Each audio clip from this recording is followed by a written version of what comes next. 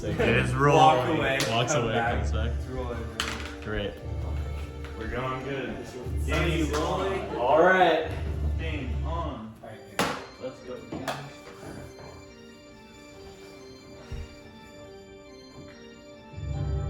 Previously on Curse of Strahd, you were headed from the Great Wizard Tower. After meeting with Esmeralda, she handed you a flask of alchemist fire and sent you on your way to the winery. There you encountered scarecrows and needle blights, which immediately attacked Amadeus's raven. And in the commotion, you found yourselves even more battered than you previously were. That morning, Relern had woken from a trance-like state after staying out at the edge of Lake Baratok all night. He dreamed about a sea of wine, about a goat with a staff, breaking the staff, and then a voice calling out to him from some sort of temple in the mountains. At the winery, you found yourselves meeting a man named Elvir, who was Erwin Martikov's younger brother. After meeting with him, he explained that there is a molehill, a way to get inside the winery and avoiding the rest of the druids building their scarecrows and the needle blights infesting the vines. Annalie decided to go inside the molehill by herself. Inside, she succumbed to the mold spores. And after some time, eventually passed. No one else was aware of this. They continued to fight the druids out in the vineyard until lightning struck, tearing a massive hole inside the winery. A figure descended from the sky, came down, and in a strike of lightning, everything was gone. The vineyard began to burn. You went inside looking for Annalie, were unable to recover her, but you did find a raven locked away in a small cage. Druids fighting over it. You were overwhelmed by these druids. You found yourselves at very low hit points, and that is where we left you.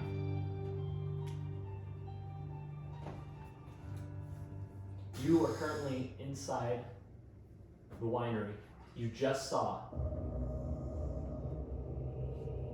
a horse-drawn carriage carrying barrels of wine.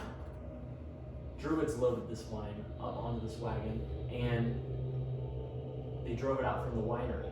You were unable to stop it, unable to steal the horse.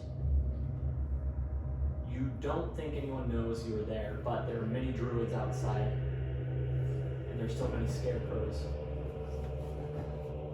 What do you do? So there's druids in the front of the house? Yes, you are currently in the small section, the loading dock, where that horse and wagon were. There's a back bay on it. There is.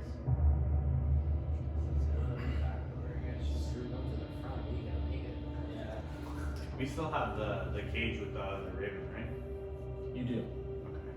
Just wanted to make sure. Yeah. It's in my bag. I guess I can grab it.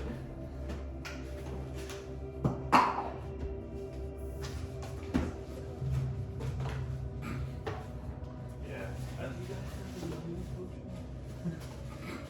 Did you guys heal us out there? I don't think enough to have any healing potions. I feel like that's a necessity for the world.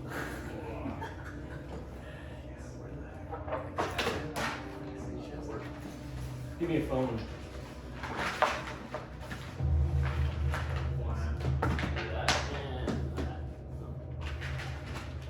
Okay. You are currently here in this loading dock. So back to the back door and check that.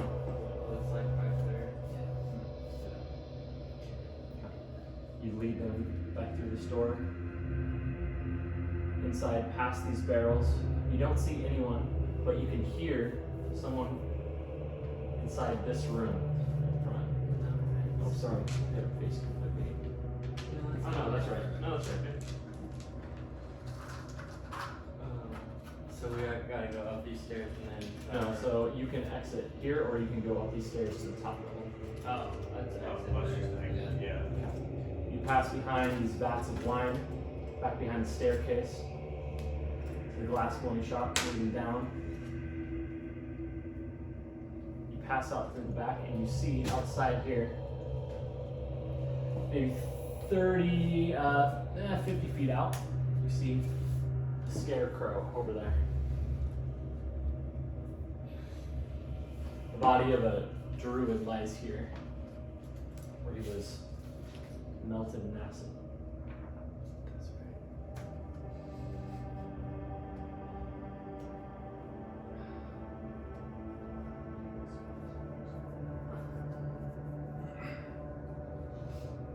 It's around Is there a path up this way? 4 o'clock in the evening.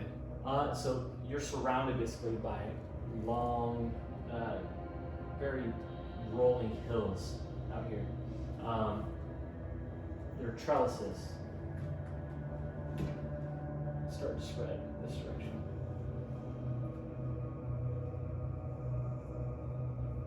Should we try to go that way? Go back to where we came. Yeah, that's the way that I know how to do that. Okay. Yeah. Guess we'll Who's holding the cage with the raid? So I. Okay.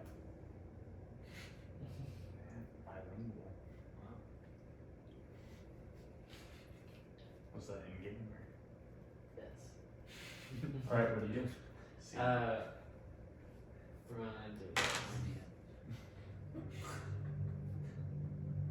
to head out that way. Yeah, okay. Follow. Yeah, follow. Trying to sneak. Out this direction, you spot a few druids making their way back from somewhere off in the woods. No thanks. How about we don't? Let's see. Yeah, can we roll for like stealth and keep going Yeah. that way? So there's some trellises here. Go ahead and roll for stealth, everyone. Natural 20 Okay. They seem very distracted, talking to each other in a tongue that you don't really understand. As they begin passing this direction, they stop. They seem to have some sort of argument, bickering, and you're able to pass behind Strahd here. At this point, you note an outhouse here.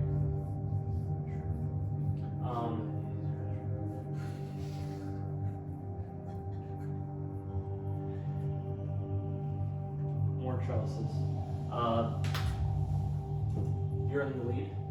Go ahead and roll perception check. Nice. 8. 8. Nice. You don't see anything of note. What is this square there? That's right there? That's nothing. That was the building. The house was that I was trying not to take the map out for. I guess just continue on. Yeah. Try to hide behind the outhouse. Yeah, let's go around that way. Roll again for stealth, everyone.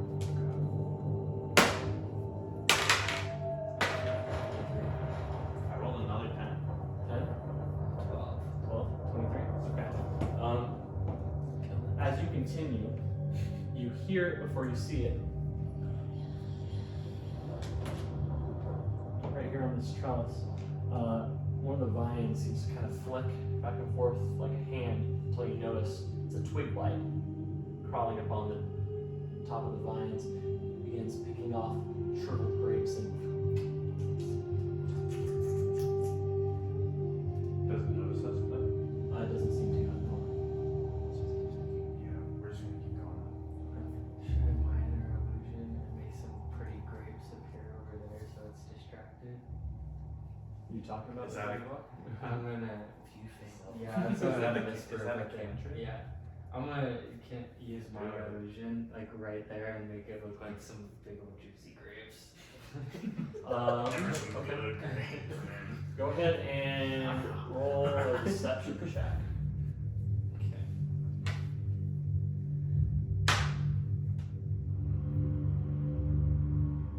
13. Okay, at that, twig blight kind of rolls like a tumbleweed on top of the trellis until it finds those grapes, and then it begins to kind of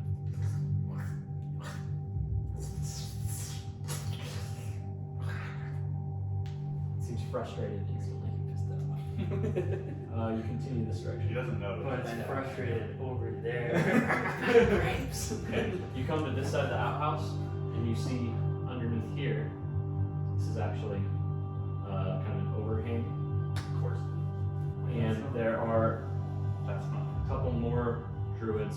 One of them coming out of the house and talking together as this one kind of rushes up to it. You can each make a stealth check with advantage as they're distracted. Okay, that's good. 17. 19. No way. Cool. I rolled high, but you're able to slip past them, going through the trellises. You make your way back to the Spallage Road that you came here on. Let's go. Let's book it. But wait, Wait more. Before. Oh god. it's a large field.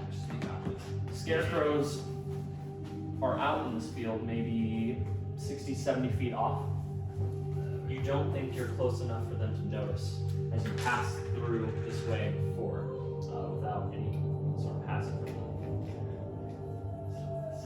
But as you walk, you're unable to see any sign of Elvir. Who? I couldn't care less. Elvir was Erwin's brother who asked you to Sorry. save his father from inside the We wine. don't want to see it when we burn down his game. Yeah. You look If back that guy's at that. alive, we're screwed. As you pass from the vineyard, you look over your shoulder and see there are several fires in the vines. You hear kind of the screeching of needle blights kind of rolling about in the vines. But it seems the druids are quickly trying to put out these fires. There's smoke billowing from inside the winery, but other than that, the main fire from the winery has been put out. It mostly leaves a gaping hole in the side of the building where the lightning struck and tore into the structure. Not too bad. Not too bad. It's not burned down. That's I true. say we book it. Yeah, no, let's get the heck out We of make here. the complicated. Back to the. Mine I is like falling. the forest. Oh. It is Right. roughly 5:30 In the morning. in the evening. Oh, in the evening. Night is falling at 5:30. I forgot you said night is falling. And time has overgrown the path. Can I see that map? Alright, let's close them off. Yeah. Can we get the map, please? He definitely. Okay, so we're. So that was our. So we should be here. It's like a forest, a really foresty area. That's really I'm going to let you No. contemplate that quietly as we leave. I don't know, I've been a long watch. I don't want to come. I wanna just watch what's happening. 6-hour walk. Yeah. And we go to Make me go to Crest. So we go to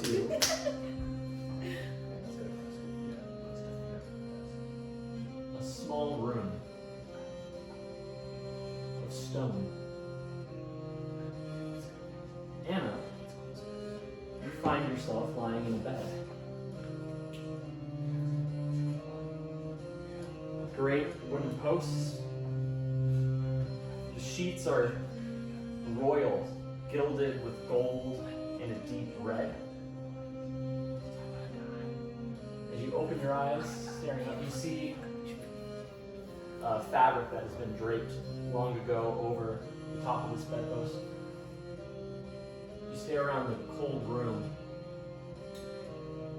and see the faintest bit of moonlight shining through one of the windows. off to your right.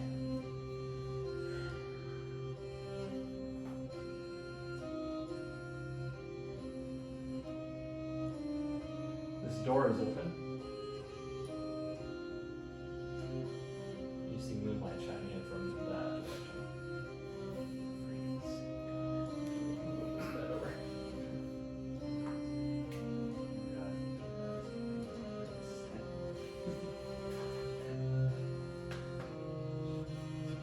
You feel weak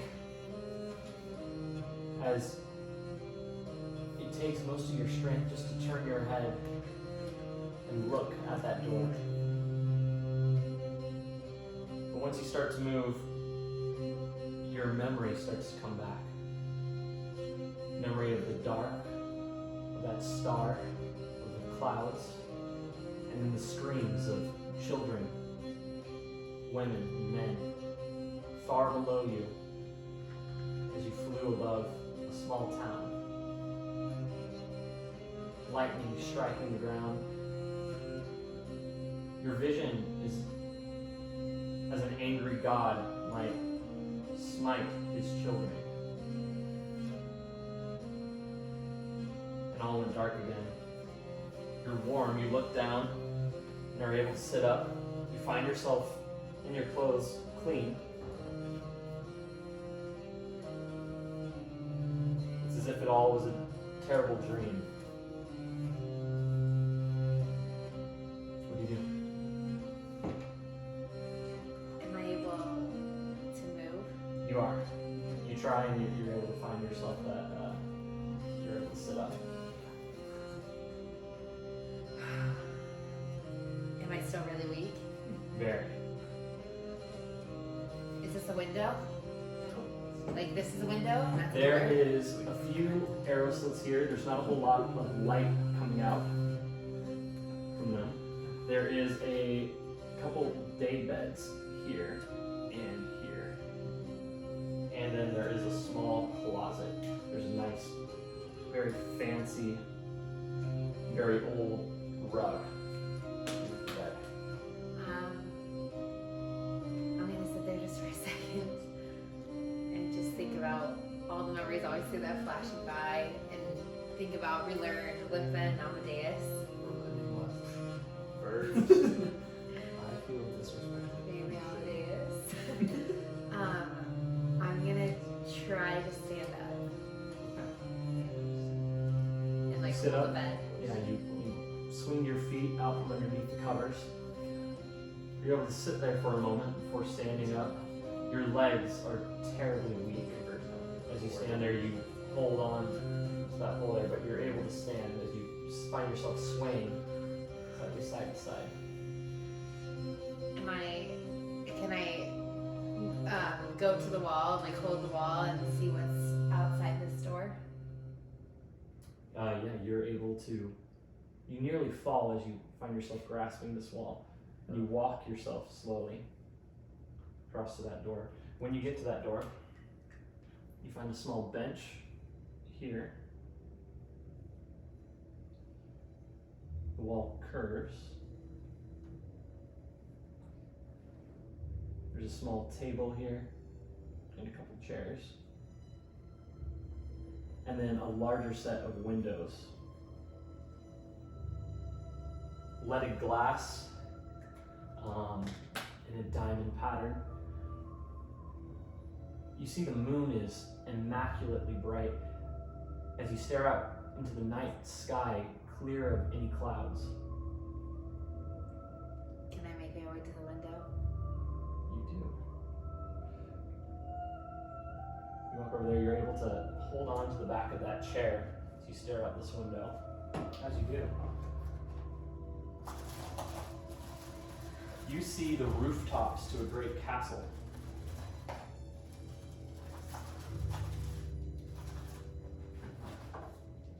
There are a series of peaks to these rooftops. Gilding each one of them is a gargoyle. And at this far end over here, there's actually a tower. Have I seen this before? It feels vaguely familiar, though you don't recognize it. You look up into that tower, and you see a shadow. He moves as if writing something down against a desk. The room glows with the flicker of a single tea light. And then the light goes out, and bats all fly down out one of the arrow slits around the castle and then plummet into the lower levels of the halls. Then, it isn't long after that the faint music of an organ begins to play far below in the halls. You see there's another couch at this end of the room and a door. Can I make my way to the door and see if I can open it? You come to that door and easily it opens. But as you close it behind you, you see a painting.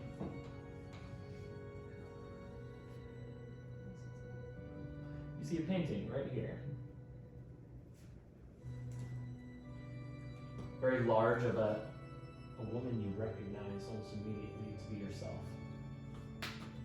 It's old and cracked. Your hair looks different in the way you style it. Your clothes, regal. But she bears a very kind smile, something not familiar to many paintings that you've seen before. Someone commissioned a master artist to paint this picture of you, and you can tell that it's from a long time ago, or it looks to be very aged. Is there like a name on the side, you know, of any?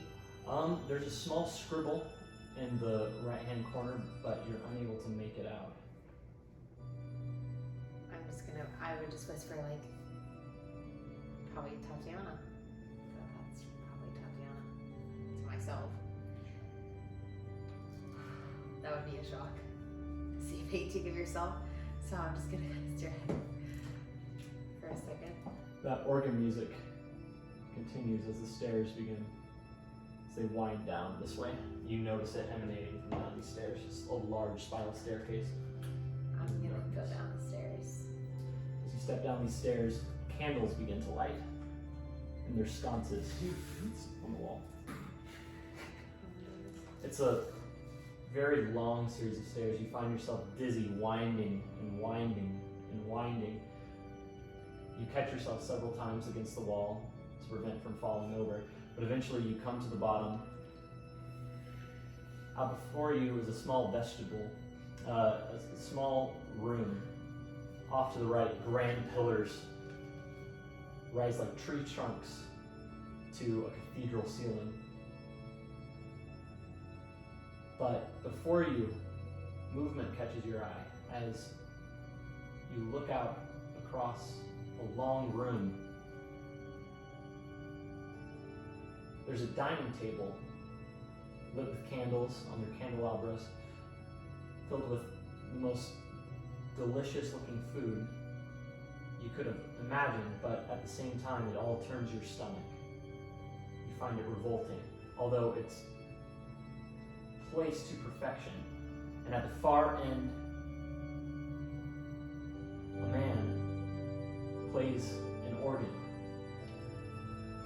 A sad melody between two tall standing mirrors.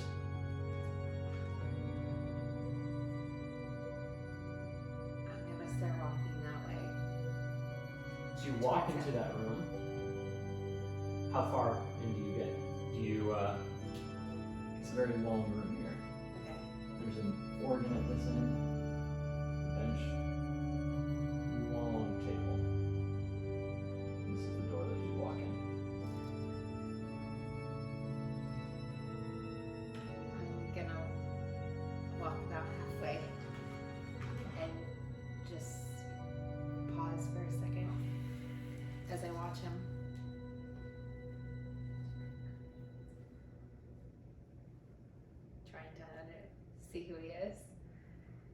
organ stops. And you know who it is before he turns around. He stands and will go back. Oh my god! Come back next week. Yeah, to find out more of what happens on Adventures in Ottawa. Can't breathe. Okay. That's simple. Alright. He would stop as soon as you walked up. Oh my gosh. Alright, let's figure out what we're doing, guys, because we're Alright. gonna be in It a is- tough spot, even though we should definitely go to Let's go to Crest. Crest. Is that closer? Or is it, I think it seems closer with how the let's map ask. works. Logan, is it closer? Technically, we could Find go out for back. yourselves. You're on the map. You got a map. We for your- could go back to the tower. Where are we at? Currently? So we're like right here at the entrance of this path. So we could go to Crest to get to a town, which might be nicer, but we can't also go to the tower to at least stay there for the night. Tower's definitely closer. The only problem is, It looks about the same. tower's definitely closer. But with going to Crest, we have the whole Gotta write it we have the down. whole town to go and like go to an inn and stuff and Yeah. get supplies as I well. don't want to be attacked again in the tower. But we're also going at night. So I we're think it's already gonna be like just as dangerous screwed. going either way. Should we just go to Crest then? Do you guys think? Yeah. Okay, yeah, let's head to Crest. You continue walking along this road as night closes in, and the trees looming in front of you. You find yourself as if entering a cave as the trees begin to cover parts of the room. Gosh, should build ourselves a house like Minecraft. I forgot my my ass ass. You stand there at the edge of this forest. It is around 7 p.m., you would guess. Does anybody have a way of lighting the path, Clinton? I mean, I have fireball, but I don't. That's not Can we good. find a stick on the ground and wrap some clothing? Yeah, let's do that, yeah. You look for a stick. That's super cool. It doesn't take you long. I got dog in this fire. Stop. You rummage around in the underbrush and you come out with a couple different options until eventually you find one that you think would make a decent torch. Fireball. I'm gonna wrap some of my clothes. Presumably before you find Yes, one. before you fire. No, after. You do that alone as you light it with the fireball. It singes and the clothing begins to kind of unfurl but you hold it and you think it'll last you a good maybe 10-15 minutes. You got more sticks and you got more clothes. We'll be naked by the time we get there. What is everyone's health at the moment? One. One. 9. Okay. You are limping, staggered. You feel drained as if you had aged Yeah, 10 I'm years in probably a day. mostly holding myself up with my staff. Yeah, is it any cane or something? Honestly, should we just go to sleep right here in the path and this? The fire that's gonna last every 10 minutes. I guess we could go off to the side and like light a fire. We could go right before the actual wood start, but then we're also slightly more out in the open as well. So let's do that. Wait, what about what's his face little like hut? Didn't he pull us into a hut to talk to us about his dad? When we first got here? I thought that was just on the Or is road. that Yeah, just just on the on the road? road. It pulled you off to the side of the road. Yeah, there was nothing that we could go into, sadly. I would prefer. I would like to be hidden if we're starting a fire. You, at the edge of this forest, if you look behind you, you see rolling hills. If someone were to crest the top of these hills, holding the fire, you would seem very visible at the edge of the forest. And it's not far off, you do see the faint silhouette of scarecrows cresting these hills. Let's go Yeah, farther. maybe we should just Let's go. go farther. Let's go farther. Yeah. Yeah. How long do you walk? Should we just go until the torch? Yeah, so let's go till the torch burns out. Under 10 minutes. We always start with fire. Go ahead and roll for survival. We're gonna see how well your torch does. Wait, is that all of us? Or? That's gonna be 14. All of us or just? Just him. Who did the torch? 14. Okay, with the 14, you wrap that torch pretty well. You are able to walk for maybe 20 to 30 minutes, you figure, through these woods. When it begins to grow too dim to really see by, it's just embers. At this point, you find yourself completely surrounded, dangling from those trees in the black. You're just barely able to make out from the moonlit sky those dead ravens hanging by their feet and archaic wooden symbols tangled in the trees. Spot to start a fire. Let's try to stay there tonight, but Yeah, one of but us would not have to stay here. up. Not right here. We're on where the guns are. You wanna keep going in? Yeah. Okay. Yeah, can we can maybe try to light another torch for a little bit more light. Yeah. We have another stick. It takes you a couple minutes, but you're able to find another stick, light a torch. Go ahead and roll again for survival. It's gonna be an 18. What clothes are you ripping to do this? Probably just like my sleeves. As you're doing that, you're now sleeveless on one side, but you figure as rolling a 19 that if you were to have some sort of grease or some sort of oil, it would make your torch last a lot longer. Do Too you guys bad I have don't have any any oil? spell slots left. If you want to mark your map, Do you guys have any oil and grease on you?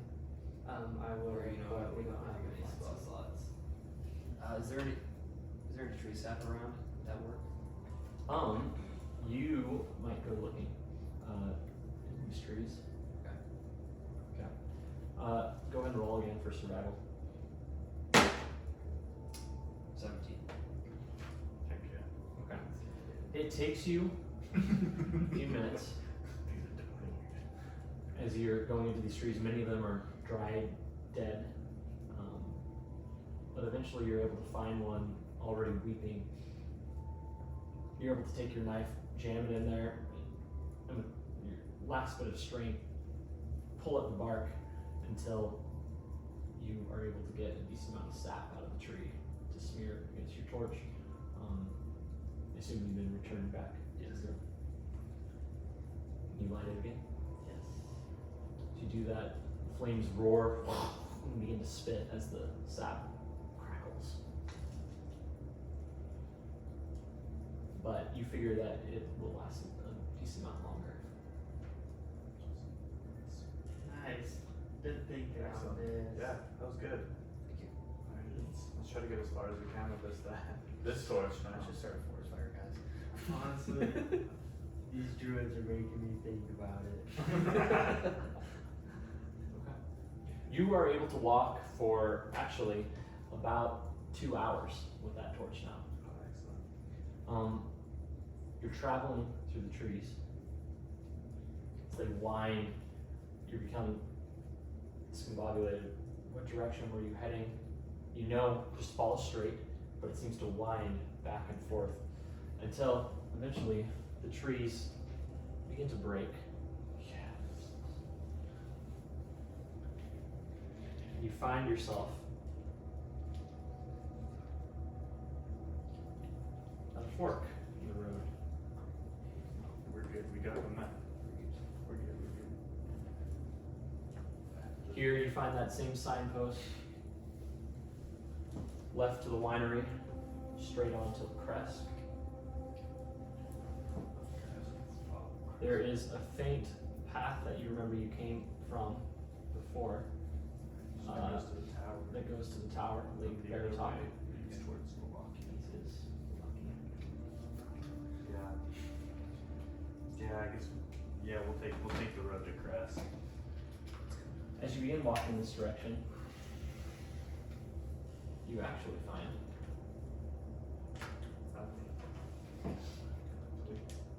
two shadows Dear God. waiting there at the side of the road. They're leaned up against a tree. One of them picking out a piece of wood with his knife. Their clothes tattered. Their hair mismanaged. Long beards. Do they look like the guys that we saw earlier? You recognize them to be the trappers. Oh, what were their names again? Torn and Reardon. Is it Torn? Yeah. Okay. I'd like to kind of call out to them on like long hop, along my staff. Torn, Reardon, good to see you. Torn looks up. Oh! I'm sorry, I forgot your name, but you are the travelers we met earlier, no? Yes, Rillen. Relan. You are out and about quite late this evening. You and your friends look worse for wear. Yes, we had quite a run in with the druids. I can see that. Yeah, we were hoping to make it to Kresk, but Oh, all the way to Kresk.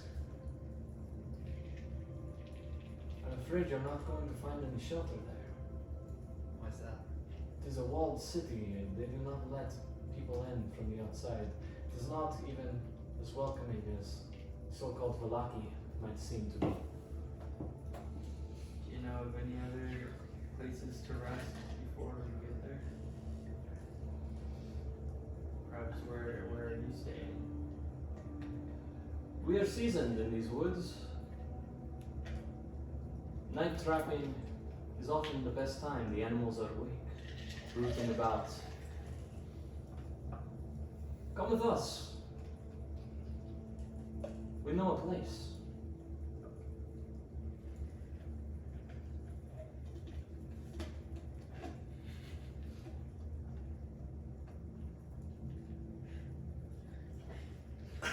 We just stare.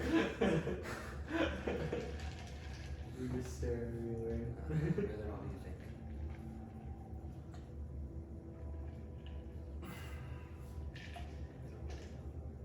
it does sound nice to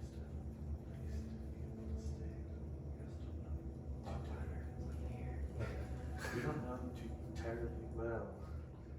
It is a nice offer, but I also worry about it. Can I roll for like insight Yeah. to see if they're lying? Sure. Or if there's like some kind of difference going on. Oh, 18. You clearly get a bad feeling about these men. However, in your circumstances, you are unsure what options you might have. To take their offer might lead towards a mugging. At the very least, to refuse could easily incite some sort of violence against you. It seems if they wish to do harm to you, they can do it now.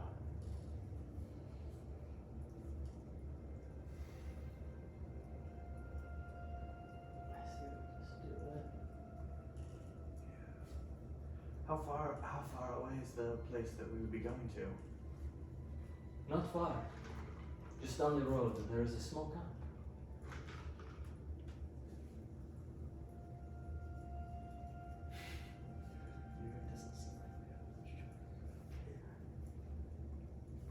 Lead the way.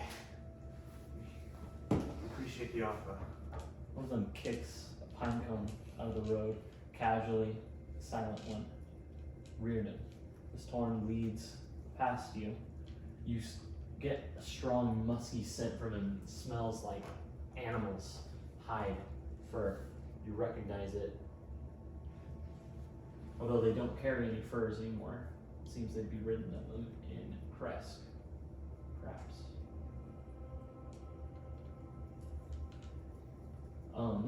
Are you following them as they walk in front of you? Yes. Yeah. Okay.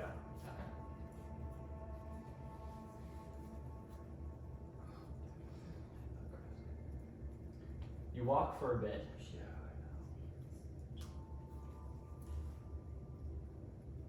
and you hear off in the woods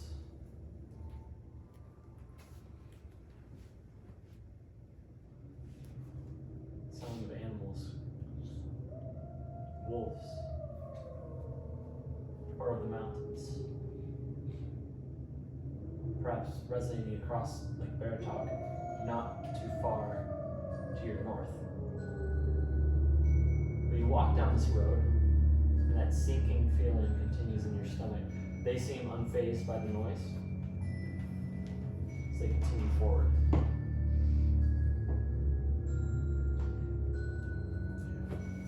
It's some time. Is there another path leading north yet? No, you continue down this road Okay. towards Valaki. Yeah. You walk for about 40 minutes to an hour.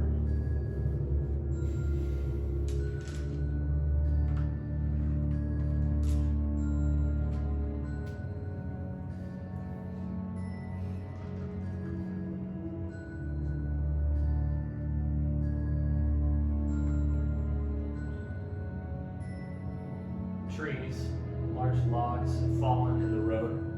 You had to walk under one with its long branches. You had to duck beneath it.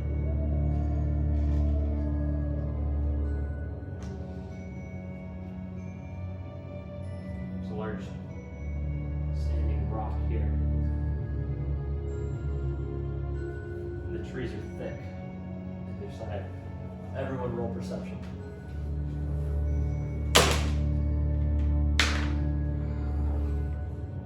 12, 9, 5. 12, 9, 5. You get to this point when Reardon takes a seat on the log and Torn turns around and leans up against this rock here. What's your traveling order? Who's in front? You're in the middle? Sure. You're behind it? Okay.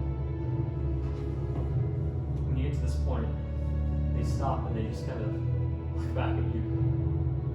You notice Reardon smiling, a gnarled grin, missing a few teeth. Especially his canines. Is this the camp? Doesn't really seem like a camp, guys. He just stares at you. Torn looks down at his feet. He nods up behind you.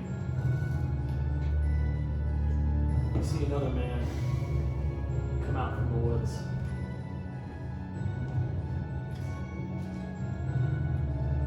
And another.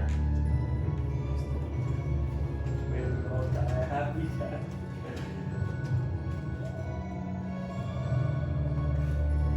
Probably. It will be a long night. Best make it easy for everyone. Lay down your arms here.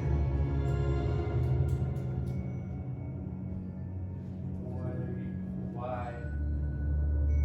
What? Are you gonna just kill us?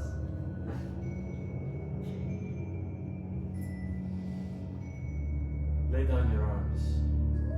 I assure you we could be more help to you alive than dead.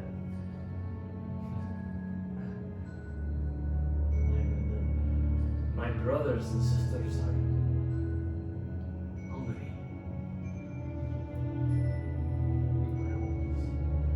Unless you have a good amount of food, you need that little jacket of yours.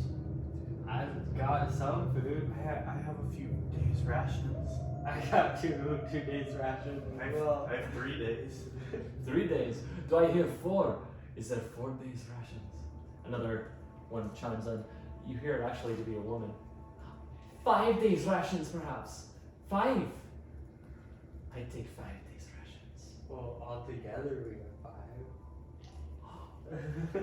Then it is my lucky day. Here, let me see. She comes up close to you. You notice her skin pocked claw marks to have pierced her flesh many years ago as her hair is wild and torn. She comes up to you, her clothes all torn. Show me your rations. She goes, and you feel her fingers pressing against, grabbing at your arms. Oh, there are no 5 days rations here. These are but scraps. She goes and shoves you down. Roll for strength. Oh my god. Hold your ground. 13. You fall down. She throws you against the ground. How about you? You have 5 days rations for me? I have 3 days. I think. She goes and kicks your feet out from underneath you. Roll a strength check. Or dexterity, you can choose. I'll do dexterity. I actually have a bonus for that. 10. 10? Yeah, the 10. She kicks your feet out from underneath you. And you go down. You're turning as you feel this man kind of hung around you. Oh, you look like you have some meat left on you. Oh, touch me and I'm gonna put an arrow through your head now. You see her begin to reel. It's as if she's not listening. Her face goes red. She's in dark in the moonlight. Her skin begins to stretch, and you've seen this happen but once before to a man in a cage. Her bones begin to snap, her teeth push out. I'd like to cast a message to Glenn. Begin to I'm on you. I'm messaging him to get them closer. Slowly, she turns, hair sprouting from the pores on her face, until you see not a woman anymore, but a wolf, as she pounces over Relern and gets down on all fours, kind of gnarling around you, toying with you. Some of the men chuckle before they too begin to. Can we get up while they're turning? These two, and you're able to see, yes, they too begin to turn. No, I'm saying can we get up? Oh, can you get up? While I they're said- turning. can't- Oh, okay. Your legs are broken. Yeah, go for it. They might. Yeah, you stand up. Okay. You stand up too. Please. Yeah. Yes. And then can I cast minor illusion? I wanna make a goat. Like right over here on top of this rock on the edge. Just that and then hop over the side after. Yeah, roll for performance. 14. 14. Yeah. Okay. Yeah, you get the attention of this one as he's starting to turn, his face elongating, his bones snapping, but he just snarls at it. In a moment of maybe confusion, this one doesn't even turn to look. And she circles Amadeus. As you stand there, still, weak. You stare out one of the trees, watching this one as he circles back behind Glenfin. At that moment, you hear fluttering from the trees. And the raven comes, laying on your shoulder, needles picking like pins, one stuck in its face. As it says there,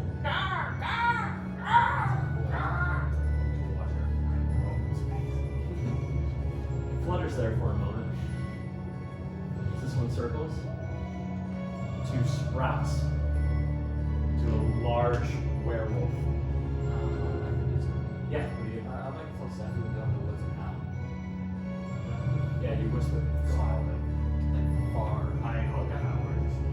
The raven flies from you, back over your shoulder. Roll for it. I want you to roll a dexterity check for it.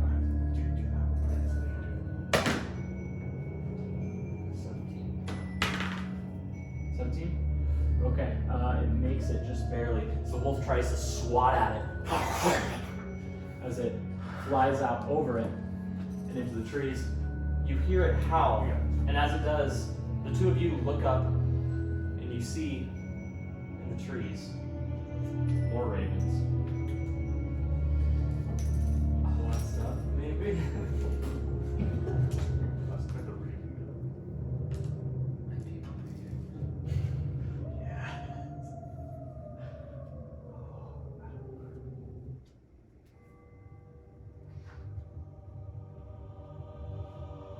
Just as this wolf begins to turn around you, the ravens all fly from the trees, filling the surroundings more than you can see. The sky open with moonlight shining in the small clearing is blotted out by a swarm of ravens. You hear wolves howling. You see flashes of red as these ravens go lash against the ground, split in two by these claws. Wolves chomping, grabbing at them. What do? You have a moment to Run over here. I'm gonna follow it. Okay. Both of you roll dexterity. No, let's run back. Let's run back. Yeah, can I kind of pull Amadeus along with us? Sure. Yeah. Yeah. Cool. You said dexterity. Yes. 10. Okay. Just as you know, this one grabs at your ankles. You feel it rip at your pant leg as it tears off. You run. You're able to run through this cloud of birds as the werewolves are all swatting and running and swarming until eventually some of the birds begin to sprout appendages. They grow, their wings spread, cracking from them, splintering feathers until before you see large beast-like humanoids with massive beaks. They look almost like plague doctors.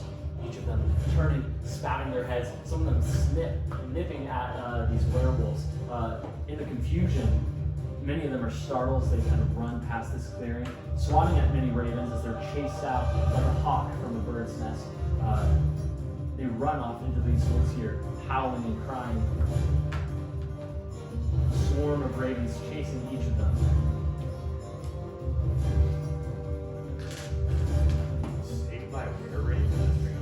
When ravens swarm you, and kind of turn you about, many of them run, flashing to the ground, looking around at the carnage of many of the ravens that are split open. Some of them have grown into were-ravens as they are torn limb and wing on the ground. Some of them lacerated bite marks.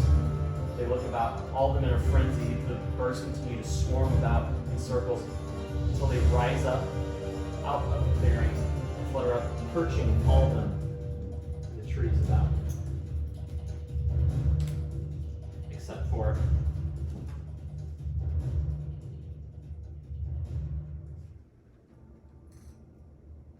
two of them. They stand there in pure were-raven form. Their faces coated black. They don't look anything like a human, but a very large raven until it comes to their neck and their broad shoulders from which wings sprout. Their fingers, each of them taloned like the feet of a bird. As they're kind of moving. You hear other clicking noises of the beaks. And they caw. All of them talking to each other. I'd like to call my raven back to my shoulder. You do that, and that raven Comes back. comes fluttering, landing on your shoulder. It starts nipping at its own feathers, looking about, listening to the talk of the ravens as they all seem to discuss what has happened. Thank you. Yes, thank you for saving us, I guess. Yes, we can. You see We need talking. speak. One of them turns and just How's caws. your raven talk? One of them turns and just like as they turn back towards each other. They're clearly in a heated argument as they continue to fight. I guess we should just let them converse for now. quite the Give experience. Passion for the Maybe I elf. can have Stefan translate for us. Yeah, ask Stefan. See if he can. Where's that gonna happen? He doesn't say anything. Yeah, go for it. Go. Can I have Steph? Can I see if Stefan can translate for us and tell him, are you here to help us or? Okay. As you turn to talk to your raven, one of them walks around. He sticks out his wing and kind of nudges the raven from your shoulder. Seven looks towards you, kind, but eventually kind of flutters up and lands in a tree, as if he was told to stay away. This raven, were-raven, comes up and shoves the other one until feathers begin to shed from it. And slowly, as these feathers shed, its appendages shrinking, following bones seem to until a wing merely seems to drop off of it, land on the ground and flutter into bits and pieces. As he sheds, you see beneath it a man barely clothed. In the moonlight, you recognize it to be Elvir. Stay off of him! Oh, I want to hold up the cage with the daddy raven. Okay. Yeah, maybe we should release Yeah. that. Yes, yes. I forgot See? that. They saved him. They are not our foes. I know what happened here. It is an atrocity, but it is not their fault. It is not. You see the other were-raven shove at him and begin to. Perhaps you should definitely open that then. I'm gonna like try to hand it to It's Elvir. Alvir. I'm gonna give it to Alvir. Okay. Just let him do it. Yeah. Elvir, he takes it. Oh, thank you. It's okay, Father. We'll get you out. Open this. He hands it to the were-raven. The were-raven just and goes and he takes the lock and just splinters it off the cage. I knew it was the big white Guys. Yeah. That's how I can't believe your answers. I'm sorry for this. Turn into a raven. He goes and looks around. That whole dead. He goes and reaches down at one of the ravens. It has bones pressed from its chest.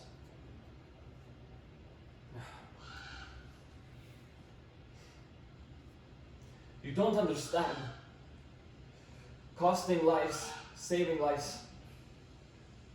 What this means will save far more lives than were taken here today. At that, the other were-raven seems to quiet. He shakes his head and then takes off into the trees. Several other ravens follow. Sorry for that. How did you become a were-raven?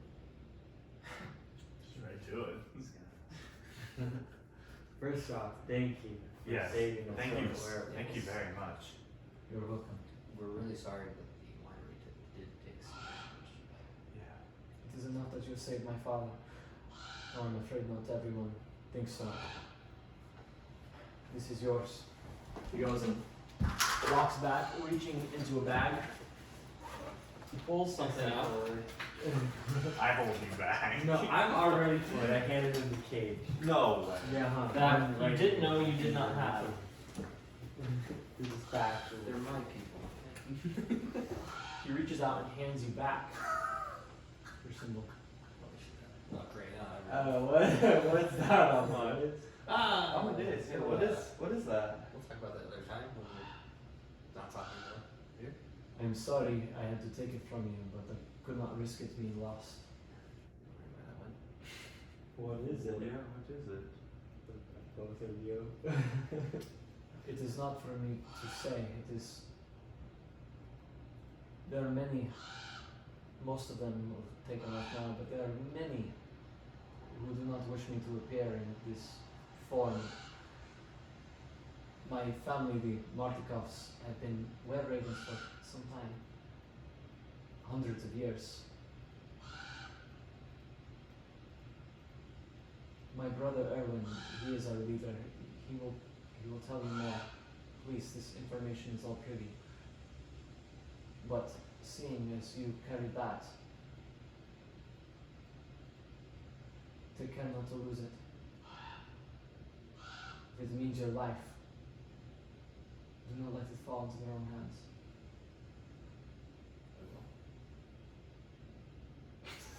I wish I had more to thank you with, but my brother Erwin, he is the one that would be able to offer you some reward if you go see him.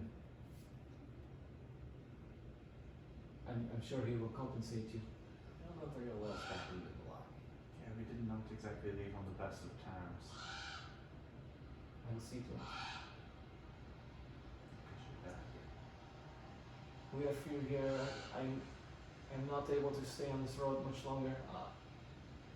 Perhaps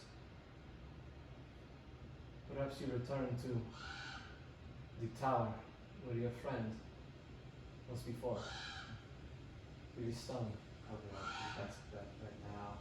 It is only a couple hours. I will make sure some of my compatriots watch you from the trees, but with the druids it is very dangerous. If you need help, that raven seems to take a liking to you. It's growing on me. We were told there would be signs. This is a good one. Travel safely.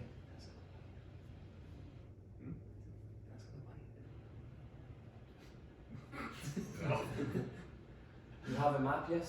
You know your way? Yes. Yes, we recently got a map actually. Very good. Should be okay. I cannot stay here. Send your raven if you need me. To Velaki. I will see that you are let back in. That would be great. Thank you. He goes, covering himself with a few plumage of feathers that he scrounged from the ground. He starts to run, bare ass naked, down the road here until he sprouts feathers again. Immediately turns to a black raven that flies up above the trees. The ravens in these trees also follow him, except for yours, as it turns and watches several black birds fly off into the starlit night.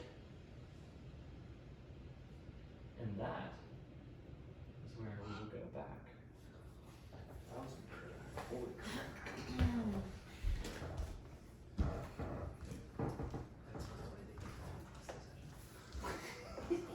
Oh, nice.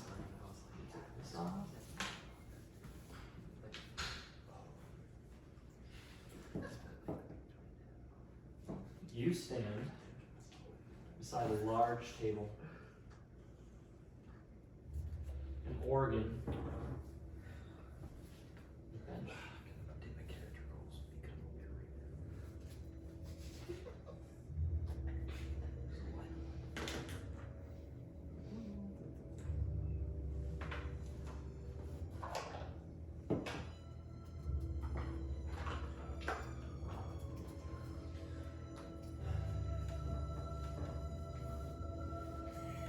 Looks like a different character actually. He doesn't turn, but he stands there, staring up at the massive pipes and marble figures that surround those pipes, all of them reaching, demons or angels, all of them, up to some heaven that isn't there. He stands staring at the ceiling before he looks down to the keys again. Do you believe in destiny? That even the powers of time could be altered for a single purpose? That the luckiest man who walks this earth is the one that finds true love? Turns to you. Think I am that man, and time again, you, the grains of sand. that slipped through my fingers.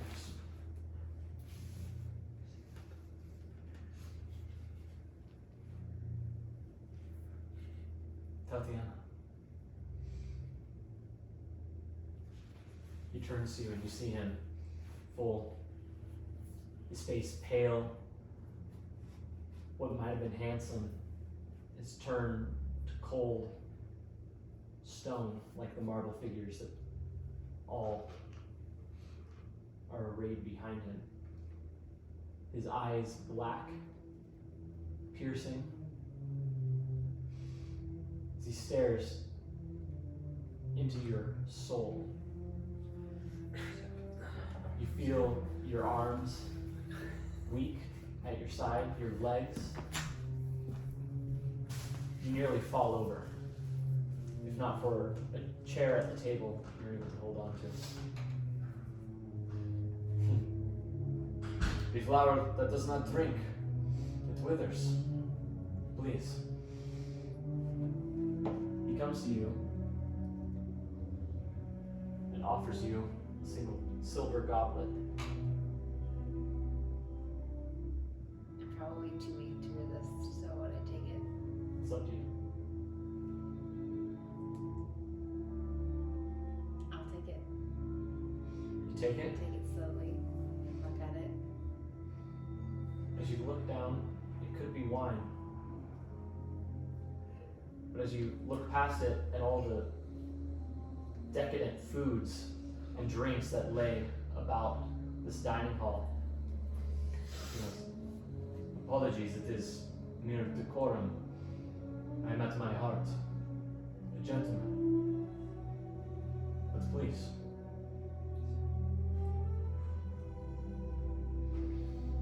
Can I talk? Can I speak? Yeah. What is this?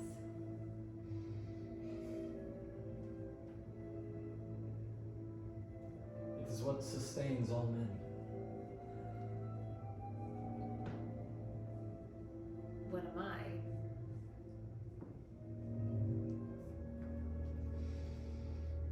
You are something of an anomaly.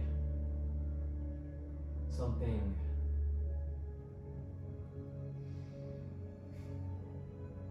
as precious as a perennial that returns year after year. It seems you pass, and your soul returns, but for how long?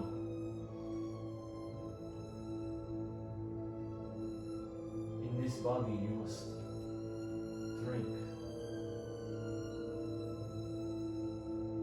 or like sand you will once again be scattered to the wind. Drink, please. I'm gonna look down and drink it. He looks down at his feet as if to offer you some sort of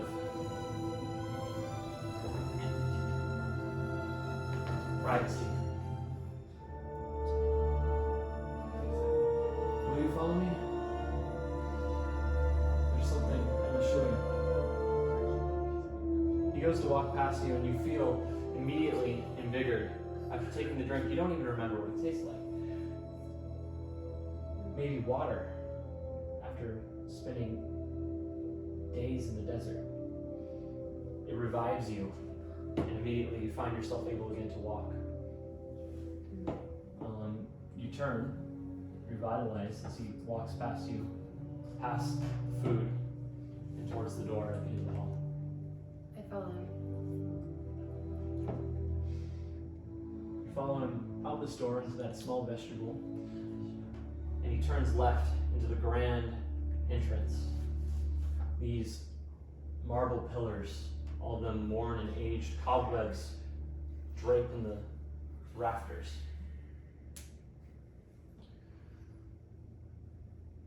Long ago, you think perhaps it was one of the most beautiful palaces one might have created, but here is a semblance of a grave. Things old and past and worn, in a state of not quite decay. Someone has been managing them, but not well over the years. They haven't seen life in some time. You pass through these pillars like trees, each of them moving. You think you might have a sense of danger. If only with him you weren't so sure that he would protect you from any harm. You walk through this hall and come eventually to a large stained glass window. You see a vast valley of mountains, clouds arrayed, angels singing in the rafters. All sorts of colors shine through and upon an altar in the middle of the room. The chairs, benches, all of them worn, shattered. Some of them perhaps in a fight, others just with time have worn and decayed. You stand in these shafts of light as he comes to this altar where there's a small silver statue. Do you remember this place? Would I remember it from one of my dreams? You have brief recollection, yes. You have seen this place before. Very vaguely. I do pardon your memory, it was many lifetimes ago. It was much different back then. Many things are different. You were different. What happened to you?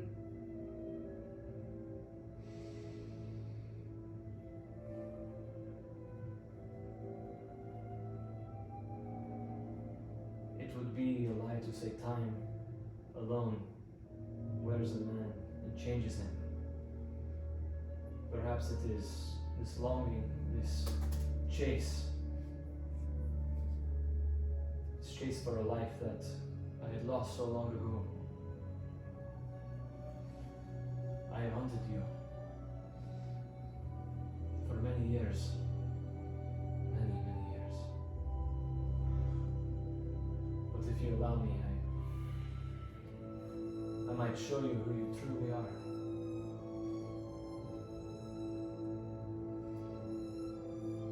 He reaches out his hand to take yours. I take his hand. He holds it for a moment. You see him there. Put both of his hands over it, grasping only for a moment. Together, there's no warmth.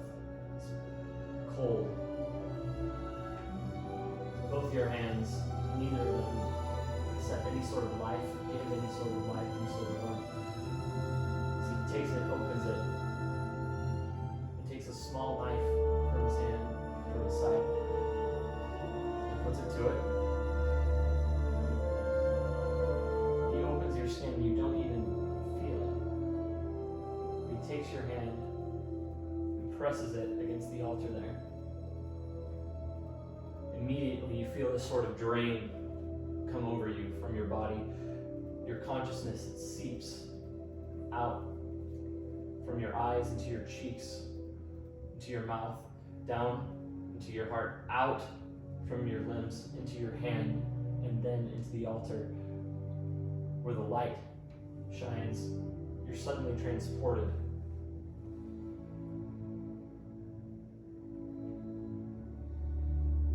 To the edge of the mist, a little girl whose mother has her bundled in her arms. As she runs, looking over her shoulders, back and forth, back and forth. She's being chased. She looks down at you. A baby. You see ravens flying in the air, watching. And a small amulet tucked in your swaddle. She goes, and eventually comes to a mist that is so thick she's unable to see, and places you there in the foliage beneath a fern. The ravens stay and watch But when the mists ebb and flow like the tide, they eventually recede. And a single shaft of sunlight pierces that mist until a man comes and picks up the child. You recognize it to be your father, your adopted father. Again, the lights swirl from the window, and suddenly you're in the orphanage in Milwaukee. But you aren't Anna, you are Olia, a girl with tics. Your head is beaten raw from the times that you've beaten it against your own bedpost. Again, the headmistress, a different lady at the time, comes in and pulls you back. He goes, "What have you done to yourself?"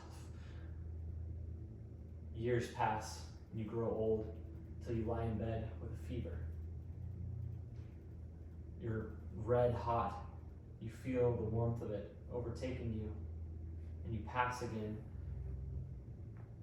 And suddenly, you're a serving girl named Alina at a dining hall. You're serving a feast to a family. And then, in another moment, spurned by some lover, you're chased down by dogs and meet another violent end. Drowning in blood, you find yourself awakened in the Lunar River, one you knew by name, one you passed over not very long ago. There's a small bridge that you look up, and you find yourself dancing in the river.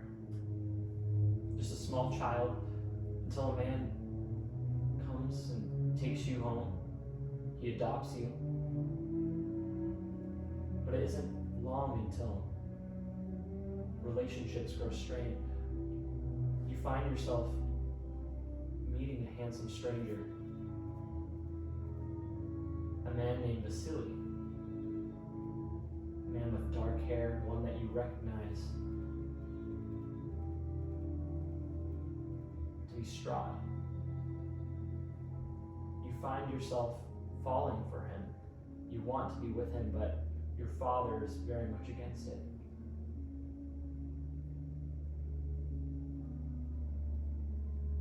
In teenage rebellion, you find yourself going to his chambers and looking through his papers. Something has been wrong for some time, until you find that he's trying to switch your adoption certificate for a marriage certificate.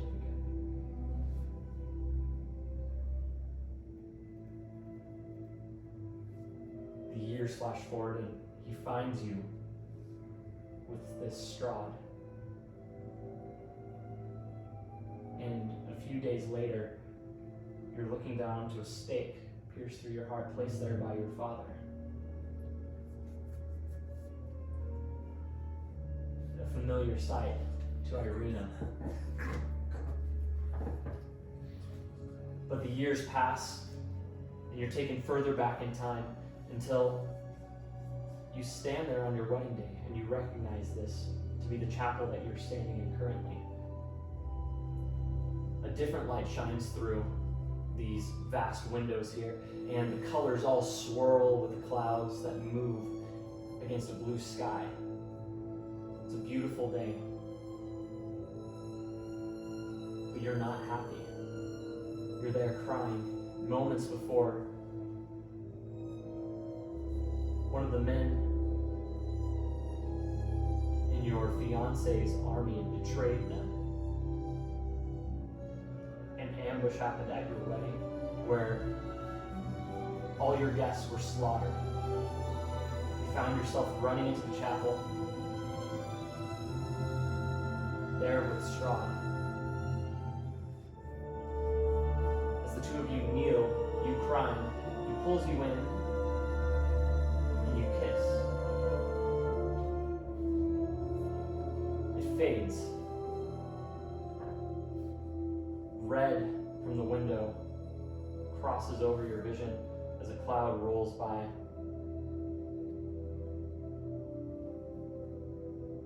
what seems like pools of blood. You open your eyes again, your hand seeping very slowly, as if a cadaver had been split. There's blood inside, but no hard pumps. He puts a hand against yours and moves his thumb over at the wound. It seals. I'm sure you've seen many things you did not wish to see.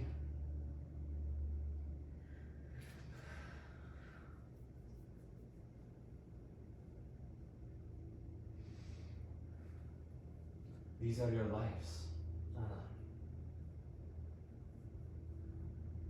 Our fates are intertwined. And so long ago, that day here, that was the day I lost you forever.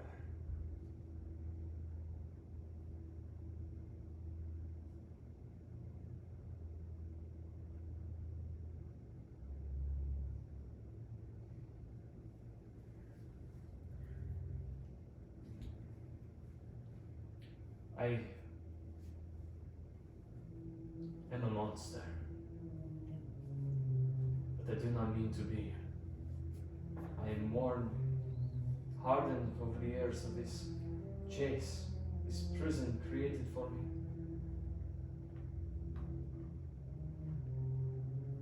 I do not wish to be so. Perhaps with you there is some redemption, some way this all might end. What happened to you? Were you cursed?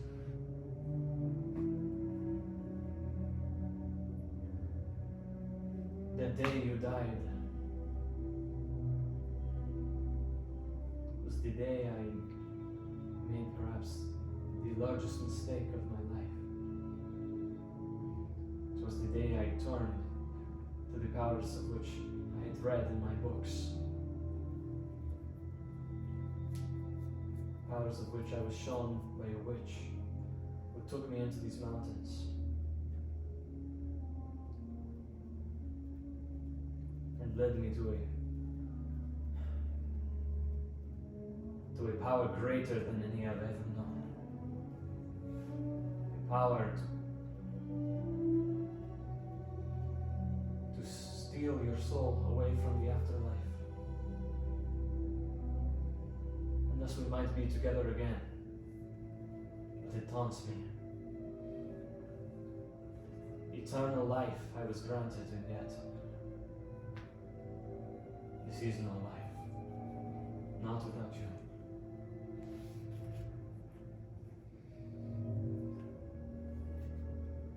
I do not mean to keep you here of your own involution. I would not take you, I would not turn you. Though in my younger years I may have tried.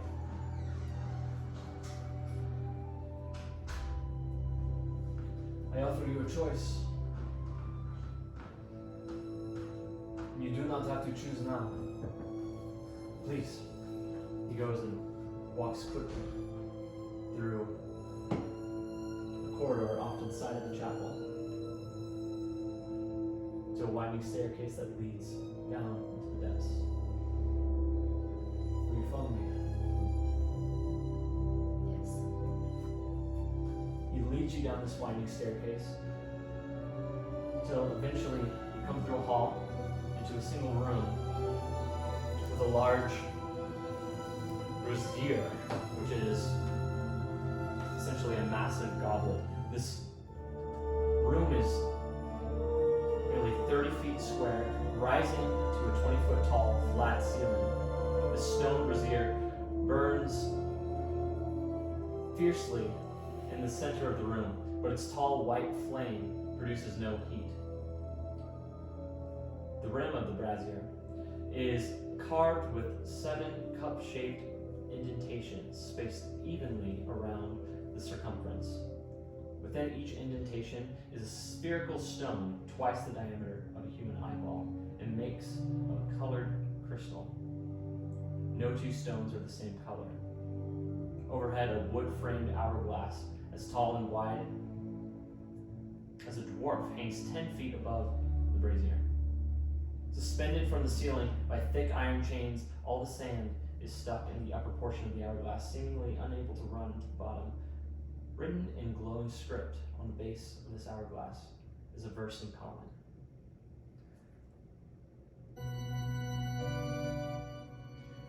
Two 9-foot-tall iron statues of knights on horseback, poised, charged, with swords drawn, stand in deep alcoves facing each other. This brazier sits between them, and on that hourglass the writing reads, "Cast a stone into the fire, violet leads to the mountain spire, orange the castle's peak, red if lore is what you seek, green to where the coffins hide, indigo to the master's bride, blue to ancient magic's womb, and yellow to the master's tomb."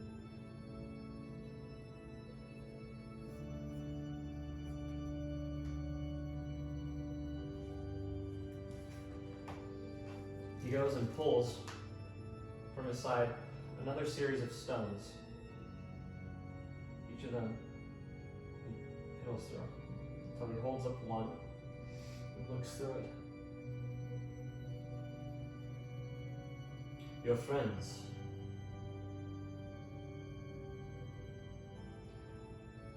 They are at an ancient tower made by a wizard named Kazan. If you take the stone and cast it into the flame, you will return there.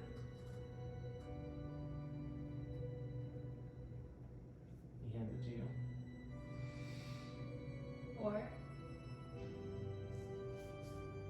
Or you might stay here with me.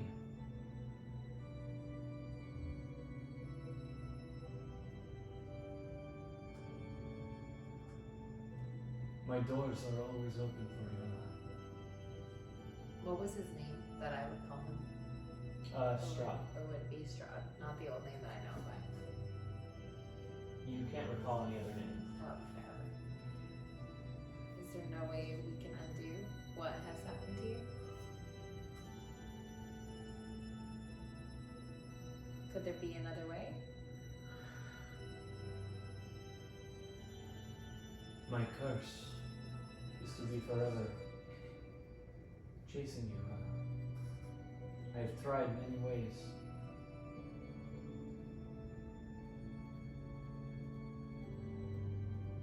I know no one. I know no other. Would I feel like anything for him? Like any love for him? Since he said that. Roll for insight. Yeah. No. I mean, it'd be like 10. You have these memories of the love you should have for him. These memories of that kiss in the chapel. And yet everything here is cold. You wish nothing but to return to your brother and your friends. He stands there. He turns away. My doors are open. Come to me when you are ready. He walks away up the stairs, leaving you alone in this room with a small glowing flame in the middle of this goblet. Just stare at the stone. Because I feel like there would be no piece of me that wants to stay here.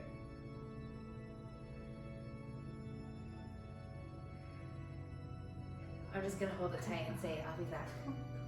I hope I'll be back, Strahd. And then throw it into the goblet. You do that, and from there, This is your only god. I'll be back. I'll be back for you. we're going to go back to you all. Do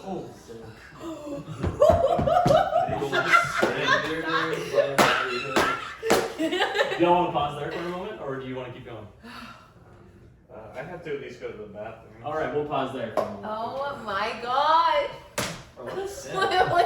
He's amazing. No, I want to stay there with him. Screw you guys.